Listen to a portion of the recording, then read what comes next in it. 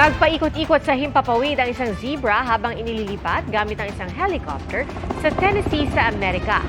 Bago po ito, ayon sa local media, iniulat ng may-ari na nawawala ang zebra nitong June 1. Isang araw matapos mapunta ito sa kanilang pangangalaga. Natagpuan ito ng mga otoridad sa isang pastulan matapos ang isang linggo. Naibalik na ito sa mga may-ari. Lalo pong tumaas ang tsansang maging bagyo ang low pressure area. Ayon po sa Pag-asa, posible itong maging bagyong Auring at patuloy na hahatakin ng habagat. Base sa datos ng Metro Weather, umaga sa Luzon, may mga pag-ulan sa ilang bahagi ng Mimaropa, Calabarzon, Bicol Region at ilang bahagi ng Central Luzon.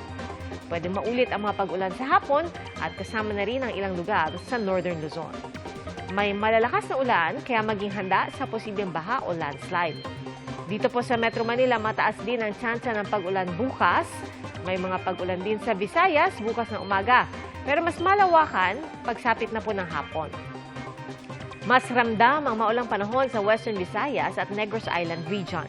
Sa Mindanao, may tsansa rin ng ulan sa hapon, lalo na sa Zamboanga Peninsula, Northern Mindanao, Caraga at ilang bahagi ng Soxargen. Patuloy na umantabay sa mga updates sa mga susunod na araw. Humaharurot ang mga motorsiklong yan sa Santa Barbara sa Iloilo at nagkakarera pa sila. Ayon sa isang tanod, hindi itong unang beses at minsan daw wala pong suot na helmet ang mga rider. Ayon sa punong barangay, ilang beses na din silang dumulog sa pulisya at sa LGU ngunit wala pang aksyon. Itinanggi ito ng Santa Barbara Police pero aminado silang kulang sila sa on-duty personnel at hirap silang i-secure ang bahagi ng National Highway. Gagawin daw nila mungkahi sa LGU na magtatag ng task force na tututok sa problema. Wala pang tugon ang LGU.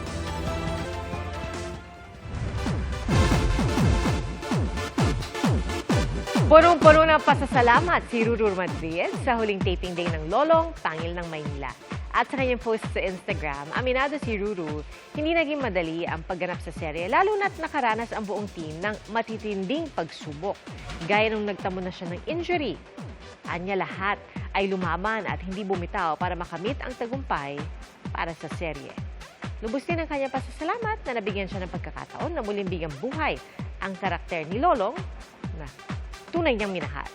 Para kay Ruru, hindi makakalimutan ang experience na ito. Salamat po sa inyong pagsaksi. Ako si Pia Arcangel para sa mas malaking misyon at sa mas malawak na paglilingkod sa bayan.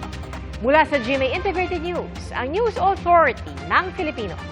Hanggang bukas, sama-sama po tayong magiging saksi!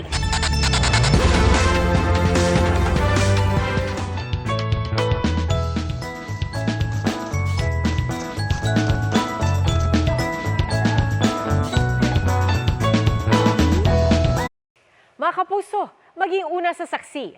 Mag-subscribe sa GMA Integrated News sa YouTube para sa iba't ibang balita.